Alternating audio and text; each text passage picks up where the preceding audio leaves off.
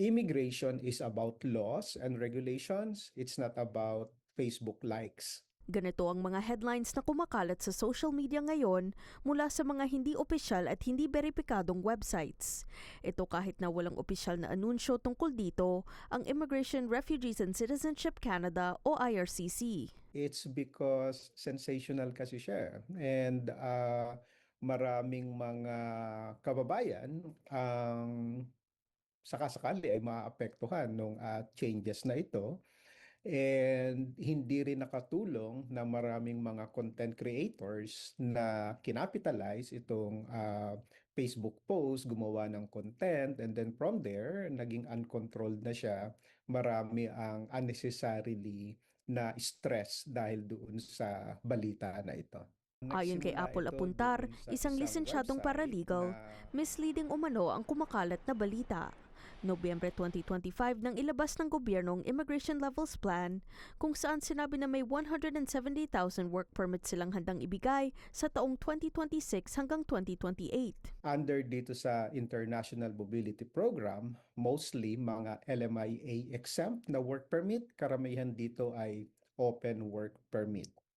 So as far as immigration levels plan ng Canada is concerned, they are planning to accept 170,000 for 2026, 170,000 sa 2027, and 170,000 sa 2028. Ayon kay Apuntar, isa lamang ang matatapos na Open Work Permit Program applications ngayong taon, ang dating inanunsyong pagbabago sa TR to PR pathway. Patuloy daw sa ngayon ang pagpoproseso ng kanyang opisina sa mga work permit claims ng mga refugee at post-graduation work permit ng mga international students. By December 2026, yung public policy allowing yung mga TR to PR applicants back in 2021, pwede silang mag-apply ng open work permit hanggang December of 2026. Other than that, wala pa namang announcement ang Canadian government na isasara na ang lahat ng mga open work permits.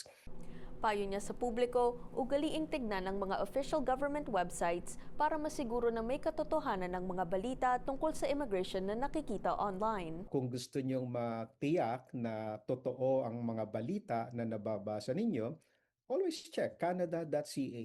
Nandiyan dyan yung information na yan. Pwede rin kayong mag-check sa Canada Gazette.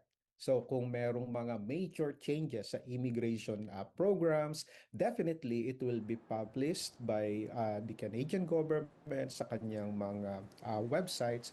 Kung may proposed na bills like yung Bill C-12, so nandiyan yan sa Parliament website. Sinubukan ng Omni News kunan ng pahayag ang IRCC pero hindi ito umabot sa oras ng broadcast. Kisha Balatbat, Omni News, Toronto.